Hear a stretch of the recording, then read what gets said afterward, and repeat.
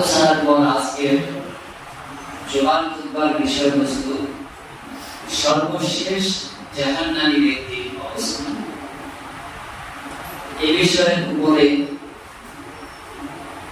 গুরুত্বপূর্ণ একটি আলোচনা উপহার দেব। ওয়া তাওফীকি ইল্লা বিল্লাহ আলাইহি তাওয়াক্কালতু ওয়া ইলাইহি উনীব। গত কয়েকটি জুমা আমরা কবর জগৎ সম্পর্কে আলোচনা করেছি।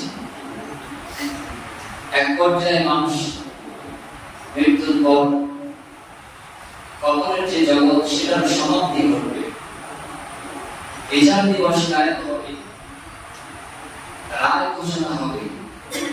ডান হাত এবং বাম হাত, কারো ডান হাতে কারো বাম হাতে আমলনামা আসবে। যার ডান হাতে আমলনামা আসবে সে জান্নাতি, যার বাম হাতে আমলনামা আসবে সে জাহান্নামী। এই জান্নাত এবং জাহান্নাম যারাই বাসিন্দা হবে, জান্নাতি যারা, তাদের আর কোনো পরিসমাপ্তি বলে নেই, আর কোনো কিছু এমন নেই যা শেষ হতে পারে। শুধু না জন্য আমার জান্নাতের অফুরন্ত ভোগ বিলাস এবং সুখকর পরিতৃপ্তকর আনন্দময় একটি জীবন অতিবাহিত করবে, যার শুরু আছে, কোনদিন শেষ হবে না। অপরদিকে বাম হাতে আমলধারী, আমল প্রাপ্তকারী যারা জাহান্নামবাসী, জাহান্নামীদের একটি সময় পরিসমাপ্তি ঘটবে। তবে সকল জাহান্নামী নয়, যাদের অন্তরে ঈমানের বেশ পরিমাণ আছে। সরিষার দানাকে শত সহস্র ভাগে বিভক্ত করে, একটা বালু রাশিকে, বালু কণাকে হাজার লক্ষ কোটি ভাগে বিভক্ত করে যে পরিমাণ অণু পরিমাণ দাঁড়ায়, এই পরিমাণ যদি কোনো বান্দা বান্দে আল্লাহর প্রতি ঈমান থাকে, বিশ্বাস থাকে, ইয়াকিন থাকে, তার এক সময় জাহান্নামের পরিসমাপ্তি ঘটবে। জাহান্নাম থেকে তাকে এক সময় আল্লাহ সুবহানাহু ওয়া তাআলা মেহেরবানি করে ঈমানের কারণে তাকে জান্নাত প্রদান করবেন। তো সব শেষ জাহান্নাম থেকে যাকে জান্নাতে পাঠানো হবে, জাহান্নাম থেকে যাকে বের করা হবে, আজকে আমি তার সম্পর্কে বিবরণ দিতে চলেছি। পাশাপাশি পরের আলোচনা থেকে এরই পরবর্তী জান্নাত সম্পর্কে কিছু আলোচনা ইনশাআল্লাহ আমি রাখবো। ওয়া তাওফীকি ইল্লা বিল্লাহ আলাইহি তাওয়াক্কালতু ওয়া ইলাইহি উনীব। জাহান্নাম পরিপূর্ণ হয়ে যাবে, তারপরেও জাহান্নাম বলবে আমি এখনো চাই। আল্লাহ সুবহানাহু ওয়া তাআলা তখন আল্লাহর পায়ের গোড়ালি জাহান্নামের ভিতরে আঘাত স্বরূপ গেঁথে দেবে। পানির গর্তের মধ্যে, একটা গর্তের মধ্যে পানি থাকলে সেখানে পা পড়লে যেমন একটা আওয়াজ হয়, পানিটা ছিটকে বেরিয়ে যায়, অনুরূপ একটা আওয়াজ হবে। আর জাহান্নাম একটি আওয়াজ দিয়ে বলবে আমি এখন পরিপূর্ণ। অর্থাৎ সমস্ত জিন এবং ইনসানকেও যদি জাহান্নামে দিয়ে দেওয়া হয়, জাহান্নামের পেট এত বড়, জাহান্নামের পেট পরিপূর্ণ হবে না। এই জন্য কোন মুহাক্কিকগণ, মুফাসসিরগণ বলছেন, যারা পাপী হয়, যারা জাহান্নামের বৈশিষ্ট্যপূর্ণ, তাদের কখনো উদর ভর্তি হয় না।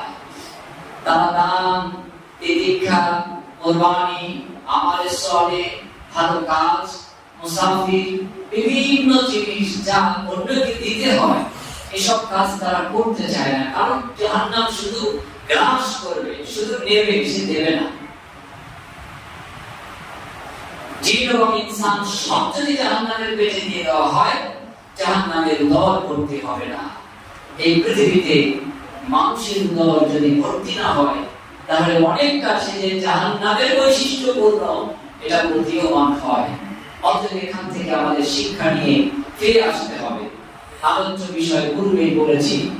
তো এক সময় জাহান্নামের এই পরিবেশ পায়ের গোড়ালি দেওয়ার পরে একটা আওয়াজ হলো, এবার পেট পরিপূর্ণ। তারপরেও জাহান্নামের দরজা আল্লাহ রাব্বুল আলামিন বন্ধ করবেন না।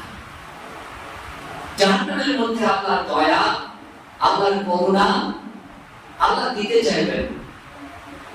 আল্লাহ বলবেন ফেরেশতাদেরকে, ও ফেরেশতারা, এই জাহান্নামের মধ্যে যেসব অল্প ঈমানদার মানুষ আছে, নারী পুরুষ আছে, তাদেরকে বেছে বেছে বের করতে থাকো।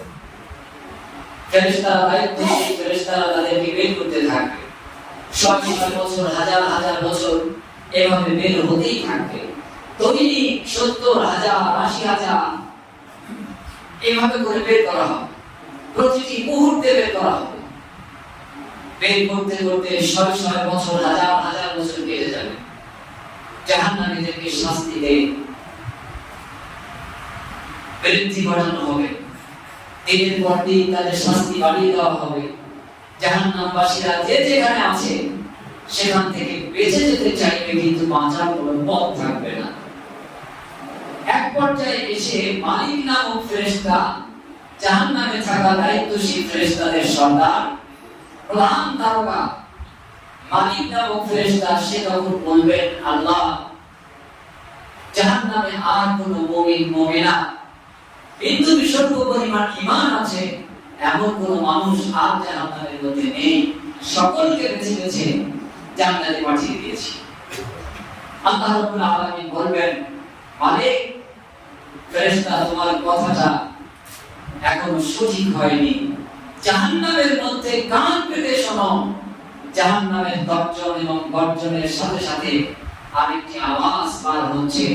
তো মালিক নামক ফেরেশতা জাহান্নামের যে গর্জন, এই গর্জনের আওয়াজ শোনার চেষ্টা করবে। দেখা যাবে এই গর্জনের সাথে আরেকটি আওয়াজ আসছে। আওয়াজটি হলো, সুবহুন কুদ্দুসুন রব্বুনা ওয়া রব্বুল মালাইকাতি ওয়ার রূহ। জাহান্নামের হুঙ্কারের আওয়াজের মধ্যে এই আওয়াজের ধ্বনিত হচ্ছে, গুনগুন করে আওয়াজ আসছে, সুবহুন কুদ্দুসুন রব্বুনা ওয়া রব্বুল মালাইকাতি ওয়ার রূহ। আল্লাহ বলবেন, মালিক, ফেরেশতা, এই তো জাহান্নামের মধ্যে এখনো আমার কোন প্রিয় বান্দা বান্দী আছে, যাও, কোথায় আওয়াজ হয় খুঁজে বের করো, তাকে জাহান্নাম থেকে বের করে আনো। মালিক নামক ফেরেশতা জাহান্নামের মধ্যে ঢুকে যাবেন।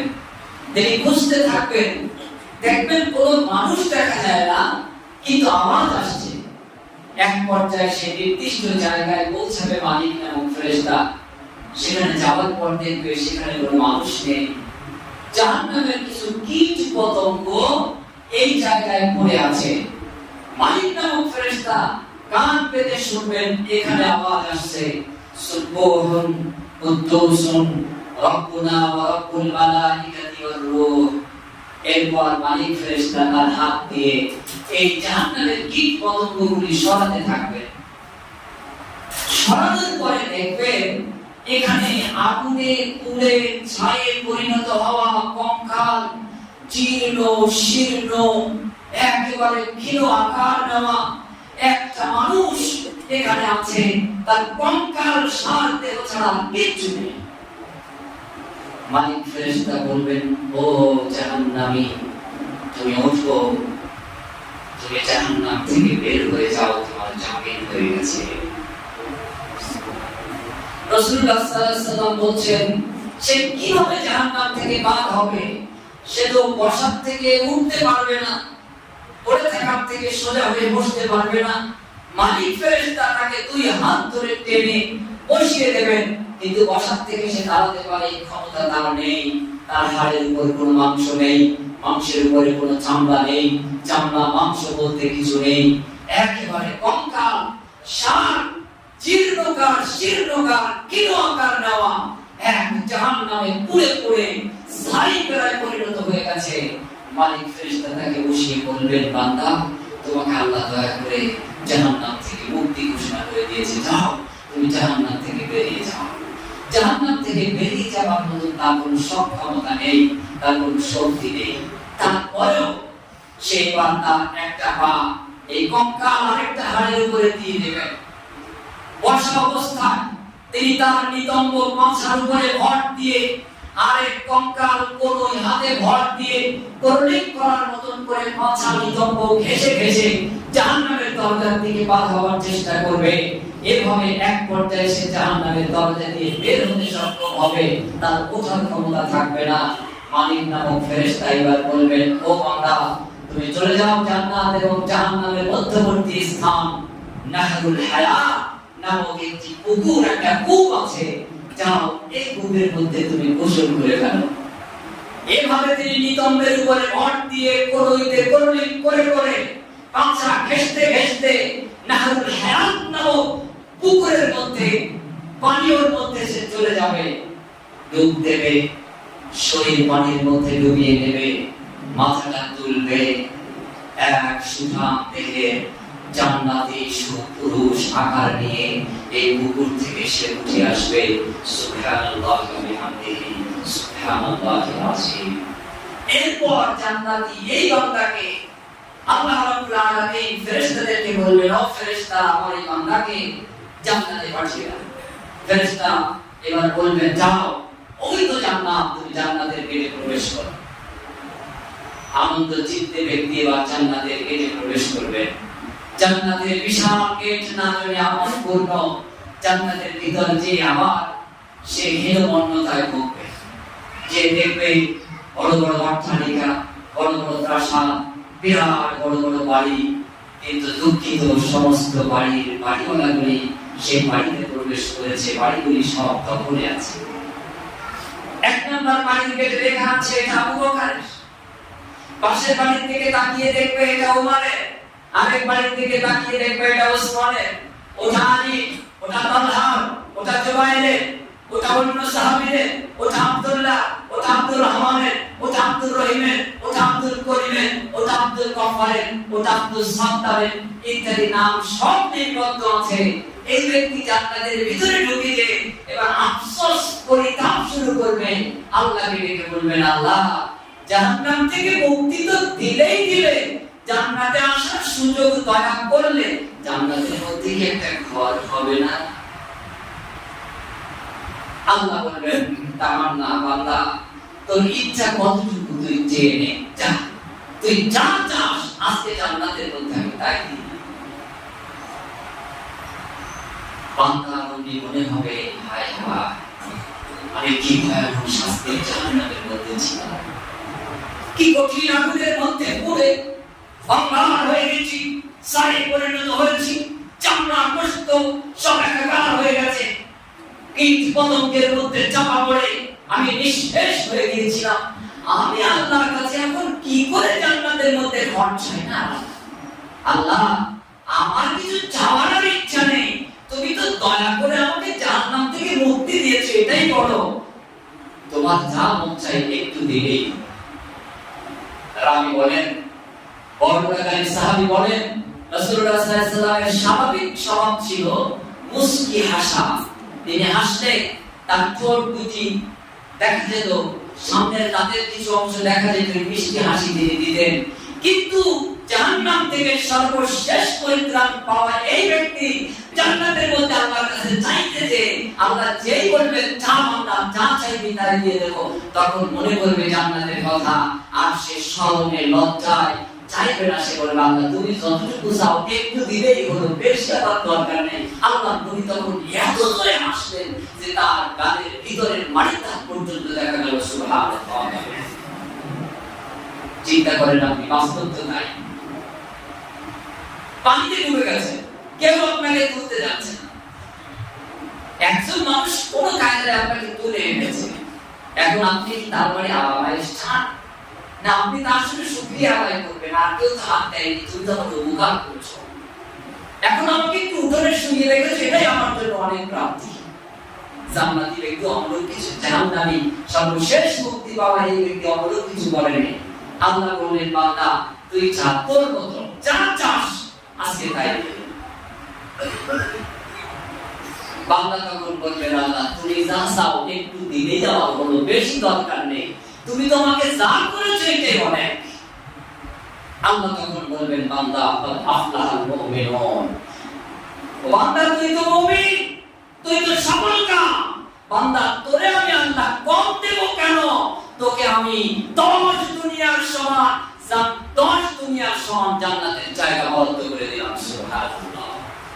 ফাইন্না যালিকা মিসলা দুনিয়া ওয়া আশরাম সালিহা। আল্লাহ নবী সাল্লাল্লাহু আলাইহি ওয়াসাল্লাম বলেন, আল্লাহ বলবেন বান্দারে তোরে আমি কম দেব কেন? আমি যাকে কম দেই তাকে 10 দুনিয়ার সমান জান্নাতের মধ্যে জায়গা বরাদ্দ করে দিলাম। সর্বশেষ জাহান্নাম থেকে মুক্তি পাওয়া, জান্নাতে প্রবেশ অধিকার পাওয়া যে ব্যক্তি, সেও পাবে জান্নাতের মধ্যে এই দুনিয়ার মতন 10 দুনিয়ার সমান। এখন পটলের ফুল চুরি করে আপনি জান্নাতে যেতে চান না জাহান্নামের মধ্যে কীট পতঙ্গের মধ্যে হাবুডুবু খেতে চান? সিদ্ধান্ত আপনার। সর্বশেষ জান্নাতি প্রবেশকারী, সব থেকে ছোট জান্নাতি, তাকে আল্লাহ দিলেন কত? 10 দুনিয়ার সমান। এই জান্নাতের অবস্থা কি? এই জান্নাতে যেতে মন চায়? সবাই তো জান্নাতে যেতে চায়,